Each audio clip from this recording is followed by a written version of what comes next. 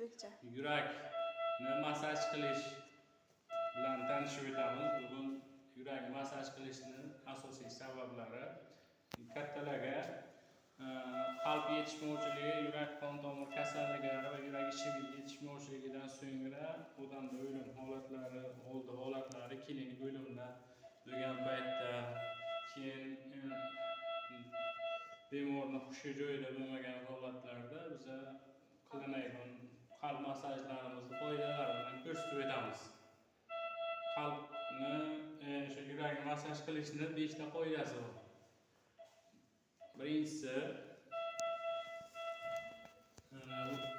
sternum, ya'ni to'y suyagini xanjarsimon o'simtasidan 2 barmoq oldinga qo'limizni kaf sohasini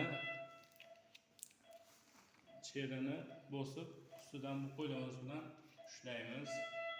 Ikkinchi qoidasi tirsaklarimiz bukilmasligi kerak. Mana tirsaklarimiz bukilmasligi kerak. Uchinchi qoidasi bosish va qisqarish orasida masofa saqlash kerak. Bosamiz va sekin nimamizni olamiz. Bosamiz, buni sababi yurak qisqarish va bo'shashish harakatlarini parallel qilishimiz kerak. Bir me'yorga bo'lmasa, yurakni o'zidan qon qaytib kelishi qiyin bo'ladi, yurakning o'zi qonsizlanib qoladi. Evet. To'rtinchisi, biza bosish chuqurligimiz 5-6 santimetr chuqurlikda bo'lishi kerak. Yurakni umurtqa pog'onasiga qarab egizishimiz kerak. Vertebragacha bosish kerak. Ko'ksda, keyin shunda 5-qoidasi har 30 ga 2 nisbatda havo yo'li bo'lgan sun'iy nafas bilan hamkorlikda amalga oshirishimiz kerak. Bu 30 qalb masaji, yurakni masaj qilish va 2 ta nafas yo'lidan yo burundan burunga, og'izdan burunga havo yo'llarini nima qilish kerak. Bu holatlar qaysi holatlarga?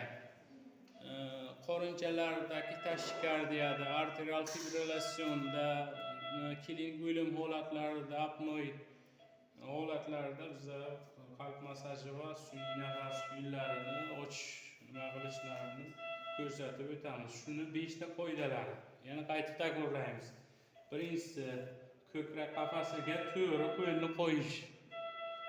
To'g'ri qo'lni qo'yish eng asosiysi bu birinchi. Ikkinchisi, ko'ksni bosish chuqurligi 5-6 santimetr bo'lishi kerak. Uchinchisi, bosgan paytda qo'llarimiz bukilmasligi kerak. Agar tirsaklarimiz bukilsa, yetarli darajada buni ko'kragini bosolmaymiz, ezib bilmaymiz. Energiya chiqib ketadi tanadan.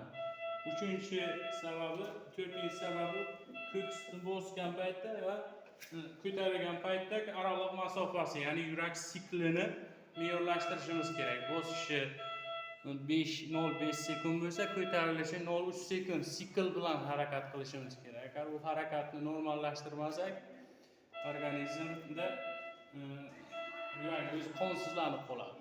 Bosishning oxirgisi o'sha umurtqa pog'onagacha ezish kerak. Tushundingizmi? Bosib 30 ga 2 nafas berishimiz kerak. Og'izdan og'izga, og'izdan burunga. Tamam.